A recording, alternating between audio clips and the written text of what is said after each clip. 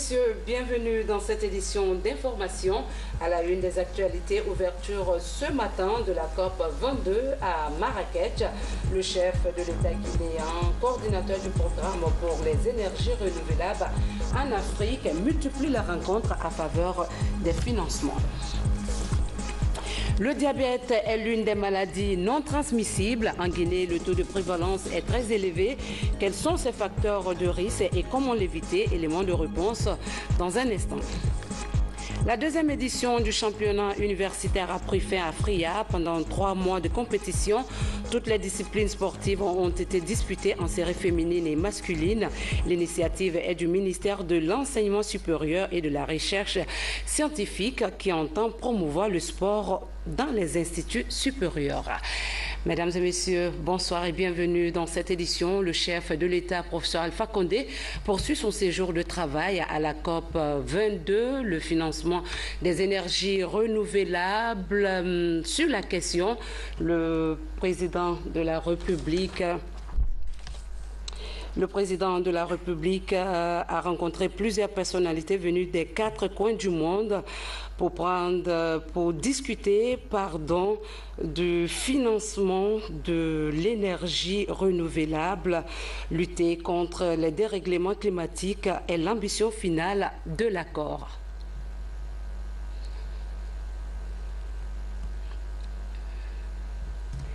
Et puis, le chef de l'État, professeur Alpha Condé, poursuit son séjour à la COP 22, comme je vous le disais. En marge de cette visite de travail au Maroc, le chef de l'État a échangé avec la communauté guinéenne vivant au royaume chérifiant. Plusieurs sujets d'actualité, comme les avancées significatives du processus de développement en Guinée, étaient au centre de la rencontre. Par ailleurs, professeur Alpha Condé a invité ses compatriotes à respecter les règles du pays d'accueil. Sanassi Keita.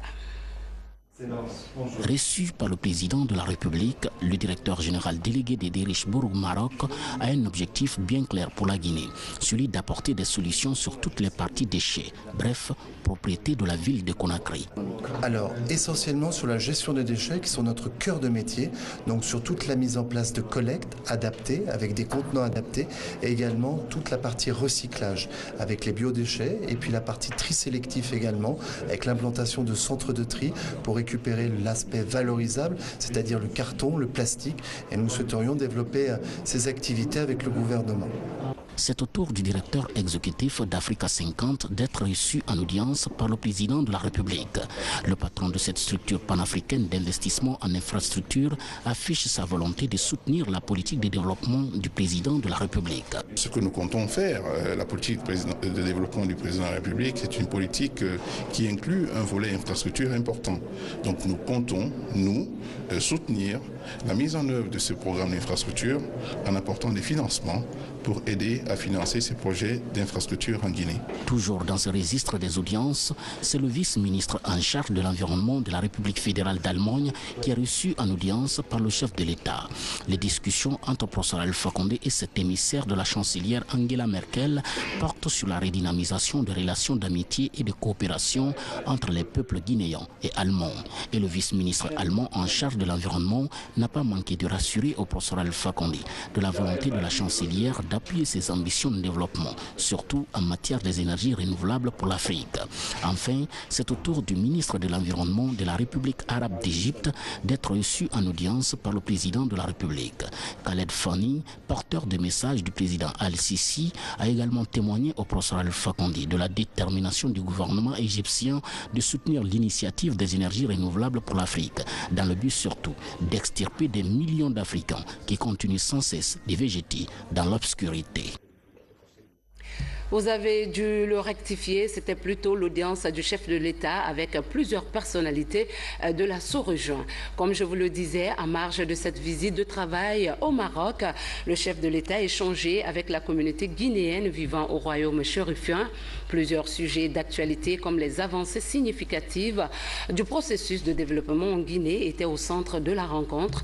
Par ailleurs, le professeur Alpha Condé a invité ses compatriotes à respecter les règles du pays d'accueil. Sanassi Keita. L'engouement avec la communauté guinéenne vivant à Marrakech est de taille. Le président de la République est accueilli dans la joie.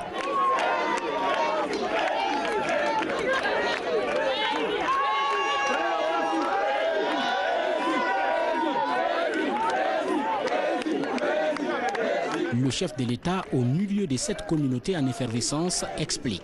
Le 28 octobre, nous avons terminé notre programme avec le Fonds monétaire.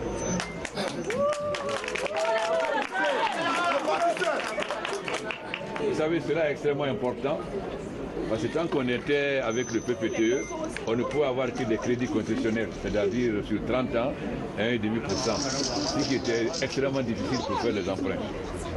Deuxièmement, nous avions notre grand projet Simandou qui était bloqué par Rio Tinto. Mais Rio Tinto a cédé l'ensemble des actions parce que seule la Chine a la possibilité de développer ce minerai parce que l'investissement est de 10 milliards.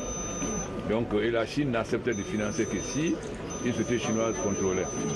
Donc après négociation, Rio Tinto a cédé l'ensemble des actions à Chinalco et Chinalco a signé avec le ministre des Mines.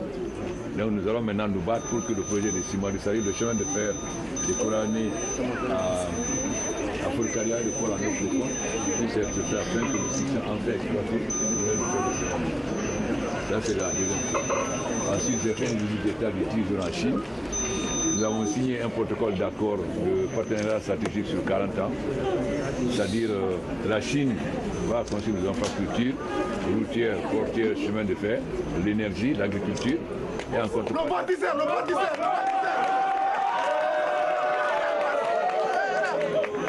Et en contrepartie, nous allons livrer nos matières premières, c'est-à-dire la bauxite, etc. Donc c'est d'accord stratégique qu'on a signé avec la Chine.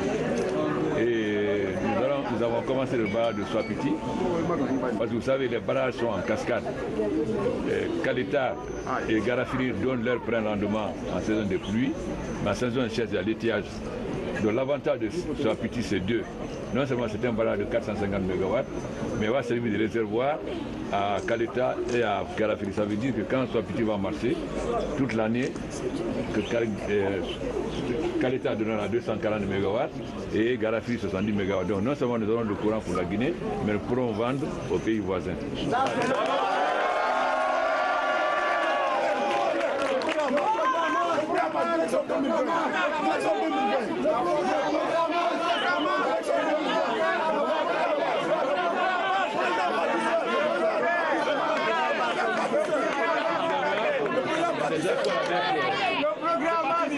D'accord avec la Chine, nous n'avons pas oublié l'université, les nouvelles technologies.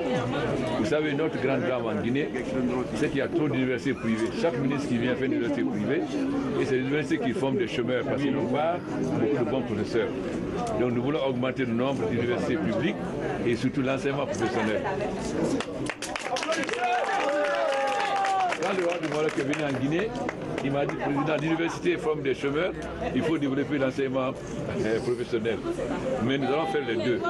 Mais surtout, nous voulons maintenant que les étudiants soient orientés.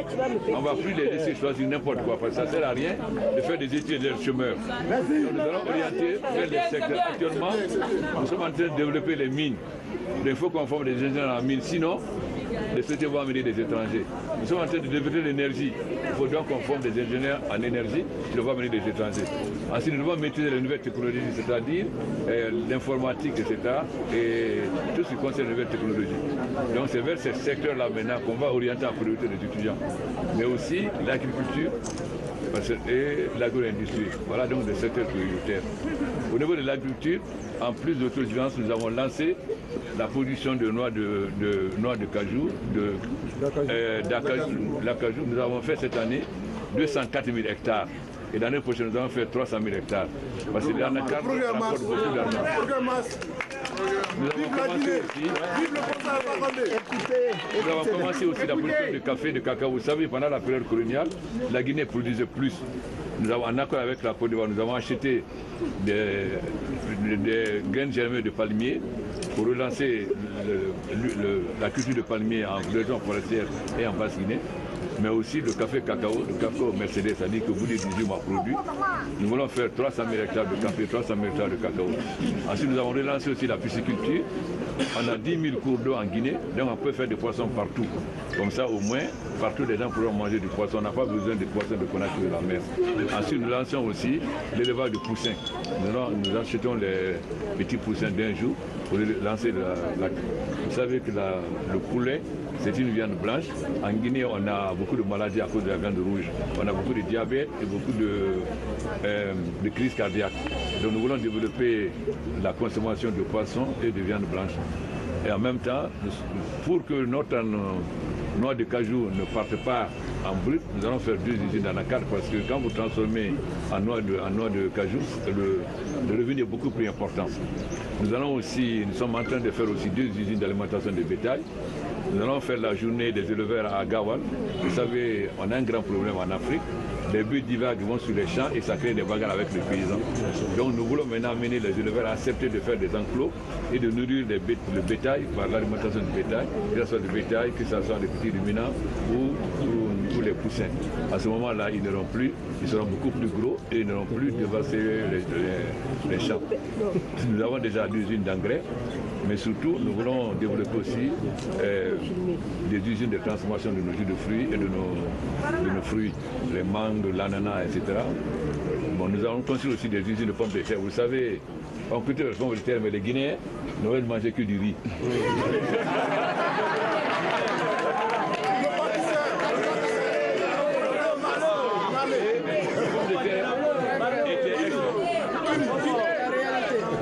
Était exporté sur le Sénégal. Quand il Ebola, le Sénégal a fermé les frontières, les pommes de terre ont pourri. Donc maintenant, nous voulons transformer les pommes de terre sur place en purée.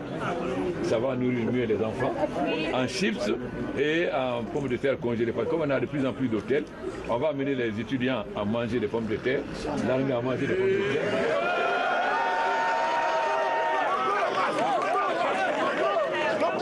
Le programme marche. Le professeur. Vous arrivez ici, on donne les pommes de terre, ils sont obligés de manger. Si c'est les cantines, ils sont obligés de manger. Voilà, c'est Pour les passeports biométriques, le président de la République rassure. On est en train de nous organiser pour qu'on puisse faire les passeports biométriques dans les principales ambassades. Je pense que d'ici le début de la fin d'année, je pense qu'on va réussir au moins dans les grandes ambassades. Parce que ça pose beaucoup de problèmes pour les passeports biométriques. Vous savez, on est obligé, parce qu'il y a trop de faux passeports, non seulement des Guinéens, mais vous avez, quand j'étais parti en Indonésie, la Guinée était sur la liste rouge. Parce qu'il y a beaucoup de gens qui sont en prison, des Ghanéens, des Syriens, ils avaient tous des passeports guinéens. Tout la même chose en Indonésie, en Malaisie. Donc, c'est pourquoi on a décidé d'interdire ces passeports. Nous allons faire en sorte que les passeports biométriques, parce que ça gêne beaucoup.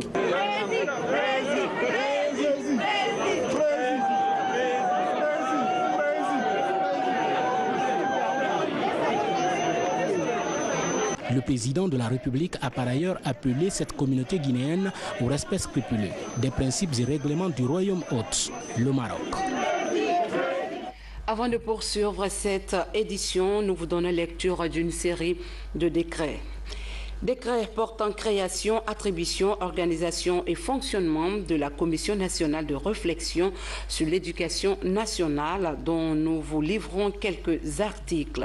Le président de la République décrète, article 1er, il est créé sous l'autorité du président de la République une commission dénommée Commission nationale de réflexion sur l'éducation nationale. Article 2, la Commission nationale de réflexion sur l'éducation nationale a pour mission d'établir un diagnostic clair de notre système éducatif dans sa globalité afin d'émettre des propositions qui feront l'objet d'une réforme à entreprendre à la rentrée scolaire prochaine. Article 3, la composition de la Commission nationale de réflexion sur l'éducation nationale est représentative des différents acteurs du système éducatif guinéen. Les membres au nombre de 24 sont Dr Eladj Suleiman Sissavané, secrétaire général SLEG, M. Kassimir Diawara, secrétaire général FSP, M. Ousmane Tanou Baldé, secrétaire chargé de la formation SLEG, Mme Maman Aïssata Silla, secrétaire chargée de la formation et de l'éducation FSP, Mme Salema Toussila, secrétaire chargée de l'hygiène, de la santé et de l'environnement SLEG, Dr Lansana Camara, directeur général adjoint de l'ISIC FSP, Monsieur Dansako Roman, secrétaire général à CNOX, Madame Camara Adamasso, présidente FEGIPAE, Madame Camara Fatoumata Dabo, secrétaire exécutive PAMOJA, Monsieur Bailo Telouel Diallo, ancien ministre d'État du ministère de l'Éducation supérieure et de la recherche scientifique, Professeur Morike Damaro Camara, enseignant, ancien ministre, Professeur Alpha Amadou Banobari, sociologue, professeur Université de Sonfonia, Monsieur Seni Silla, inspecteur de l'enseignement SNFPP, MEPUA, Monsieur Lansana Sissé, enseignant, ancien chef d'établissement Académie des Hauts-de-Seine, Monsieur Aboubakar Sidik Sampil, enseignant, journaliste, Université Gamal, Madame Mamadja Sangaré, censeur, lycée 28 septembre, Monsieur Aruna Berete, conseiller éducation primature, Monsieur Alpha Omar Baldé, conseiller aux questions pédagogiques, Monsieur Professeur Amadou Tidjan Diallo, conseiller enseignant supérieur public au ministère de l'enseignement supérieur et de la recherche scientifique, Monsieur Modi Sori Bari, conseiller chargé de mission, Monsieur Umfa Moussa Kamara, division éducation préscolaire, Monsieur Malik Tidiane Touré, conseiller technique partenariat public-privé PRG, Madame Nari Kaba, secrétaire permanent cadre de concertation des corps de contrôle PRG, Monsieur Almami Amara Souma, conseiller éducation PRG,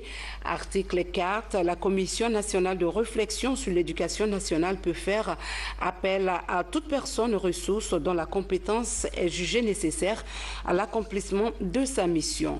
Article 7, le présent décret prend effet à compter de sa date de signature et sera enregistré et publié au journal officiel de la République. Conakry, le 14 novembre 2016, signé professeur Alpha Condé. Cet autre décret portant organisation et fonctionnement du Conseil national de l'agenda numérique, le président de la République décrète, article 1er, création, dénomination et tutelle. Il est créé sous la tutelle du ministère en charge de l'économie numérique, un conseil consultatif dénommé Conseil national de l'agenda numérique, en abrégé CENAM. Article 2, mission. Le Conseil national de l'agenda numérique est une structure consultative chargée, dans le cadre de la promotion de l'économie numérique, de répertorier les avis des différentes parties, industries, académies, secteur public, afin d'émettre des recommandations en direction du gouvernement à travers le ministère des Postes, des Télécommunications et de l'économie numérique. Article 6, disposition finale. Le présent décret qui abroge toute disposition antérieure contraire prend effet à compter de sa date de signature et sera enregistré et publié au journal officiel de la République, Conakry, le 14 novembre 2016, signé professeur Alpha Condé. Décret portant organisation et fonctionnement du Conseil national des TIC pour tous. Le président de la République décrète. Article 1er. Il est créé sous la tutelle du ministère en charge des TIC un conseil consultatif dénommé Conseil national des TIC pour tous. Article 2. Le Conseil national d'éthique pour tous est une structure consultative chargée, dans le cadre de la promotion de l'usage des technologies de l'information et de la communication, de répertorier les avis des différentes parties, académies, secteur public, administration, afin d'émettre des recommandations en direction du gouvernement à travers le ministère des Postes, des Télécommunications et de l'économie numérique. Article 6, le présent décret qui abroge toute disposition antérieure contraire prend effet à compter de sa date de signature et sera enregistré et publié au journal officiel de la République. À Conakry le 14 novembre 2016, signé professeur Alpha Condé. Décret portant nomination des membres du conseil d'administration de la Société de gestion et d'exploitation du backbone national. Le président de la République décrète. Article 1er, les personnes dont les noms et prénoms suivent sont nommées membres du conseil d'administration de la Société de gestion et d'exploitation du backbone national. Présidente du conseil d'administration, Madame Touré Fatima Kassori Bangoura, économiste. Membre, Madame Djaka Djakité, ancien ministre. Madame Diallo Saoudatou Sow, en service au ministère de l'économie et des finances. Monsieur Moustapha Gobele Keita, juriste en service au ministère de l'administration du territoire et de la décentralisation. Mohamed Mahama Kamara, ingénieur en service au ministère de la Ville et de l'Aménagement du Territoire. Monsieur Sekou Maï Diarra, en service au ministère du Budget. Monsieur Benjamin Sandouno, ingénieur en service au ministère des Travaux publics. Ibrahima Sori Sissé, en service à la présidence de la République. Amara Somparé, en service à l'administration et contrôle des grands projets et marchés publics. Monsieur Mori Kaba, ingénieur électricien, ancien directeur EDG. Dr Boubacar Sako, en service au ministère des Postes, Télécommunications et de l'économie numérique. Article 2, les membres du Conseil sont nommés pour un mandat de 2 ans renouvelable une fois. Article 3, le présent décret prend effet à compter de sa date de signature et sera enregistré et publié au journal officiel de la République. À Conakry le 14 novembre 2016, signé professeur Alpha Condé. Parlons du suivi de l'accord politique. Un accord politique signé le 2 octobre dernier. Le comité de suivi de l'application est en session au ministère de l'administration du territoire et de la décentralisation. La rencontre a permis de présenter un plan opérationnel élaboré par chaque commission technique de travail. Mohamed Lamine Kamara, reportage. Depuis le démarrage des travaux du comité de suivi de l'accord du 12 octobre 2016, il était prévu que les commissions techniques fassent fidèlement les comptes rendus après chaque séance de travail effectuée. C'est dans ce registre que se tient cette réunion. À tour de rôle, les rapporteurs de chacune des commissions ont exposé sur les tâches qui les ont été confiées pour cette première étape de leur mission. Nous avons travaillé sur des questions, notamment le suivi du chronogramme de la CENI. Est-ce que la CENI est en train de travailler sur le chronogramme des élections locales? Et ensuite, le projet de loi concernant la révision du code électoral qui doit être soumis à l'Assemblée nationale. La commission a travaillé sur ce point. Dans notre travail, on a demandé au comité de suivi de faire une expertise internationale parce qu'il s'agit de fichier électoral. Cette planification opérationnelle des commissions techniques de travail est appréciée par l'équipe de coordination du comité de suivi. Je pense que des dispositions véritablement dignes d'intérêt sont prises et que nous marcherons droit sur le chemin de l'accomplissement effectif et intégral des termes du dialogue. À l'issue de cette deuxième session de travail, les membres du comité de suivi sont résolument engagés de tout mettre en œuvre pour faire respecter les décisions de l'accord politique du 12 octobre 2016 pour le bonheur de la Guinée. Autre sujet, la ville de Conakry bénéficie des travaux d'urgence de réhabilitation de la voirie urbaine. La vétusté des infrastructures qui occasionnaient des embouteillages par endroits sont en rénovation. Les premiers axes routiers en travaux sont les corniches nord et sud de la capitale. Ansoumani Toumani Kamara et Yaya Tunkara étaient sur le terrain pour le constat. La corniche sud de Conakry est l'un des premiers tronçons à bénéficier des travaux d'urgence de réhabilitation de la voirie urbaine de la capitale. Ici, ces travaux consistent à construire et bitumer 2 km 500. C'est un tronçon qui part du lycée Matam au carrefour Mafanko. On a tenu compte sur beaucoup d'aspects pour dimensionner le corps des chaussées. La largeur nous fait 13 mètres, l'emprise. Avant, c'était 10 mètres. On a fait les calculs hydrauliques et on a essayé d'agrandir la section hydraulique des ouvrages. C'est pour 3 mois. Et on travaille section par section pour ne pas bloquer les activités économiques. Comme de nombreux axes routiers de Conakry, la corniche sud à Madina a toujours bénéficié des travaux de réfection qui malheureusement se sont vite dégradés. Plusieurs facteurs sont évoqués par les ingénieurs comme cause de ces dégradations prématurées. Cette fois-ci, je pense que des dispositions sont prises et des études pointues ont été effectuées sur instruction de Madame la ministre des Travaux publics en changeant la couche de base. Avant, cette route avait la couche de base en latérite et ça ne pouvait pas tenir vu le flux du trafic d'abord sur ce tronçon, deuxièmement vu le nombre de poids lourds qui circulent sur cette route. Donc cette fois-ci la particularité c'est que la couche de base sera en grave concassé et en même temps l'épaisseur du bébé est extrêmement importante, elle va varier entre 5 au-delà. Il y a aussi le volet assainissement qui est aujourd'hui pris en compte par rapport à cette route qu'on est en train de construire. Vous voyez cette maisonnette qui est construite sur vraiment le canal transversal qui doit aller vers la mer. Et donc on sera obligé de démolir pour que vraiment ce canal puisse partir au bord de la mer en drainant toutes les eaux qui viennent vraiment de Madina. De l'autre côté de la capitale, les travaux de traitement des points critiques sont en cours sur la corniche nord. Ces travaux privilégient aussi la réalisation des ouvrages d'évacuation des eaux. C'est un tronçon de plusieurs kilomètres qui part de Somfonia jusqu'à Dixine. Santé, le diabète, une maladie dont le taux de prévalence monte en Guinée. Aujourd'hui, les spécialistes estiment que ce taux est à 3% dans notre pays. Les enfants comptent parmi les personnes souffrant de la maladie. Comment juguler cette pathologie qui peut déclencher d'autres maladies graves? Amara Tolno est parti à la rencontre des spécialistes. Suivez. Le centre de diabétologie d'Antafassa, l'un des services de l'hôpital Donka délocalisé.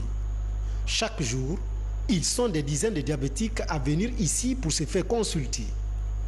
Causé par un excès de sucre dans le sang, le diabète se manifeste généralement par une envie excessive de boire et d'uriner chez le patient. Parmi ses principaux facteurs de risque figurent la mauvaise alimentation et l'insuffisance d'exercice physique. Le diabète de l'adulte, le diabète de la personne de la maturité, le diabète de type 2 est dû à un ensemble de facteurs. Ces facteurs que sont la mauvaise alimentation, l'inactivité physique, le tabagisme, l'hérédité, ces facteurs différents vont avoir pour conséquence, c'est vrai, de produire du diabète, mais ces facteurs peuvent aussi produire d'autres maladies qui sont observées parallèlement au diabète. C'est le cas de l'hypertension, c'est le cas des maladies cardiovasculaires, c'est le cas des cancers, c'est le cas des affections respiratoires chroniques non transmissibles. Si les personnes adultes sont les plus exposées au diabète, la maladie touche aujourd'hui un nombre important d'enfants. Une progression liée au manque de contrôle du régime alimentaire chez les tout-petits. De manière incontestable, on sait maintenant que la consommation abusive de sucre est un risque de survenue de diabète. Ça a été très bien démontré maintenant. Il n'y a plus l'ombre d'un doute à ce propos-là. Et voilà pourquoi on conseille que dès le plus jeune âge, on puisse apprendre aux enfants à avoir de bonnes habitudes alimentaires. Ce n'est pas une bonne idée d'habituer son enfant à avoir une consommation excessive en sucre, avoir une consommation excessive en boissons sucrées. Ces boissons doivent rester des boissons festives, donc des boissons qu'on prend de temps en temps à l'occasion de fêtes. Ça ne peut pas être le quotidien, ça ne peut pas être la règle. Selon les spécialistes, le diabète est l'une des maladies non transmissibles dont le taux de prévalence reste encore élevé en Guinée. Il touche 3,2% de la population. Dans l'actualité également, 1400 tonnes de vivres pour près de 85 000 Guinéens. C'est un don du gouvernement japonais qui vise à soutenir les personnes démunies des régions naturelles du pays. Le stock sera acheminé et distribué par le Programme alimentaire mondial. Valérie Talimane, reportage. Ce don d'une valeur de 2 millions de dollars est destiné aux couches vulnérables, notamment les enfants et les femmes enceintes. L'assistance est un volet de l'appui du peuple japonais à travers son programme d'aide à la lutte contre Ebola depuis 2014. Près de 85 000 personnes des 4 régions naturelles du pays devront en bénéficier. Une attention particulière est mise sur la préfecture de Sigiri qui présente 14,5% de malnutrition aiguë.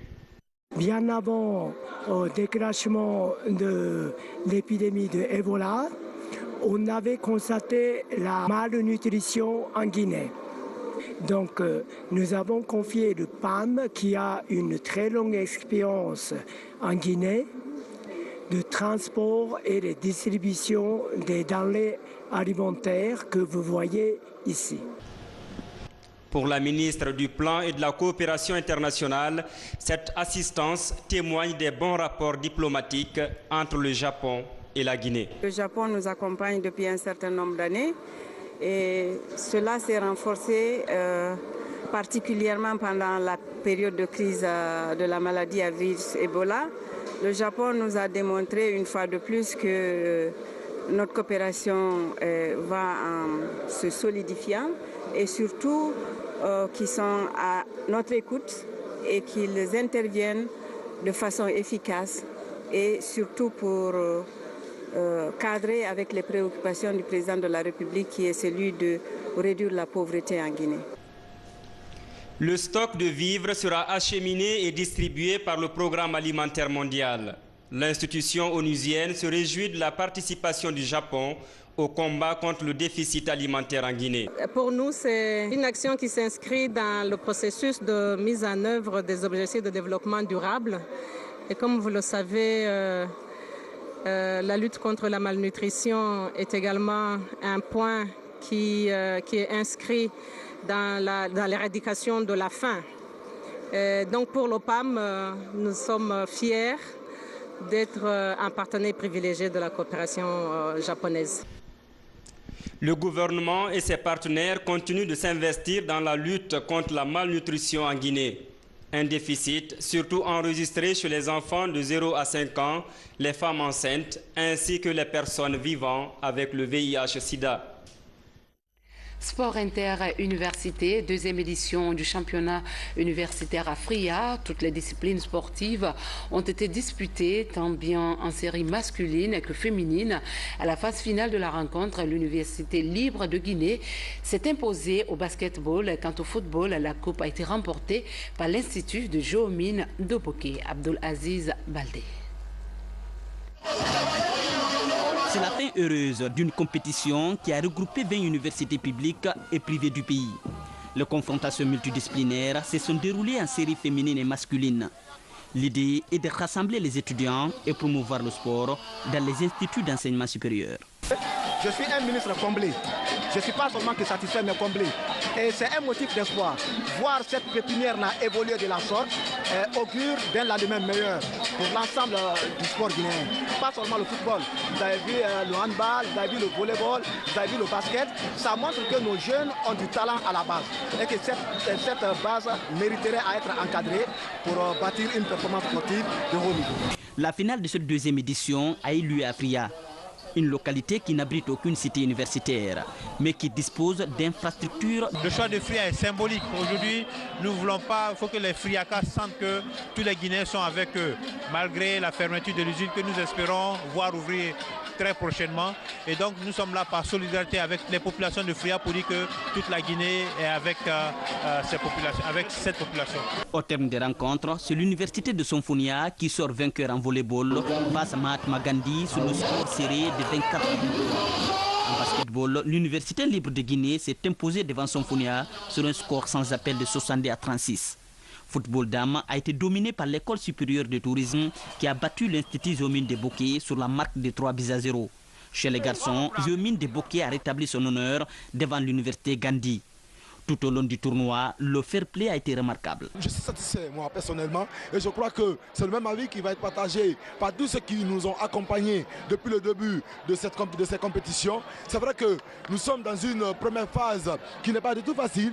Et les années, il y a eu une première édition avant celle-ci, mais cette seconde édition est la plus sérieuse, elle est la plus tendue, et vous pouvez le constater à travers l'engouement, n'est-ce pas, qui accompagne le déroulement des matchs. Outre l'aspect rassembleur, cette deuxième édition a permis la détection de plusieurs jeunes talents.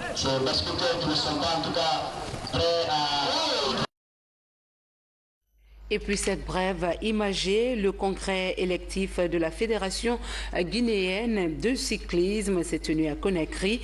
Pour la première fois en Guinée, c'est une femme qui dirigera les destinées de la Fédération guinéenne du cyclisme pour les 4 prochaines années. Adja Aminata Mara, c'est son nom, s'est engagée devant les membres statutaires, les clubs et les délégués des ligues à faire de son mandat une opportunité de relance du cyclisme guinéen. Signalons que Adja Aminata Mara est la 5e femme guinéenne à diriger une fédération sportive. Finissons cette édition sur la mode. Elles se sont retrouvées sur le podium de Guinée Fashion Fest. Cette plateforme a réuni les stylistes guinéens et ceux de l'Afrique occidentale. Ces fans du glamour entendent améliorer et promouvoir ce secteur de développement. Mohamed Trois Camara. Pousser et entretenir les jeunes mannequins et stylistes en herbe constitue la principale préoccupation de Guinée Fashion Fest 2016. Cette cérémonie de défilé a connu la participation des créateurs africains de la mode. Un événement premier du genre pour la structure organisatrice qui entend marquer son empreinte dans la valorisation de la mode africaine. J'aimerais bien que la Guinée, on se donne la même pour évoluer dans le domaine, si c'est dans le domaine de la mode ou bien quoi que ce soit. Donc j'aimerais bien que tout le monde, tous les jeunes et tous les garçons, on se donne la même pour qu'on avance notre pays. Parce que l'avenir, c'est nous d'abord. Je n'ai pas dormi depuis 3 jours, mais je suis très contente et fière d'être guinéenne. Et je pense que mon combat, je suis encore plus motivée de le faire. Les responsables de la jeunesse et du genre ont apprécié la capacité des jeunes créateurs africains. Une invite est faite pour la pérennisation de ce genre d'action.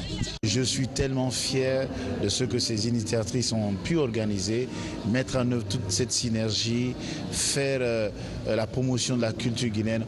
On ne peut que dire félicitations, chapeau aux organisatrices qui ont levé les défis, qui ont su relever les défis de la mobilisation, de la participation, mais surtout aussi de tenir un festival d'une qualité organisationnelle exceptionnelle. Ce n'est pas donné à tout le monde de faire un retour à la source et faire un retour à la source pour venir valoriser ce qu'on a appris et surtout ce qui est de nous. Je pense que c'est un caractère et un comportement apprécié. L'initiative, elle est très bonne. À l'heure de la mondialisation et de l'influence des cultures étrangères, cette première édition de Fashion Fest 2016 vient rappeler quelques valeurs traditionnelles dont dispose l'Afrique. Mesdames et messieurs, c'est ici qu'on s'arrête au compte de ce 2e jour de la semaine. Merci de nous avoir accordé votre fidélité. Je vous retrouve demain, si Dieu le veut, pour d'autres pages d'informations. Mais d'ici là, restez avec nous pour la suite de nos programmes. Bonsoir à tous.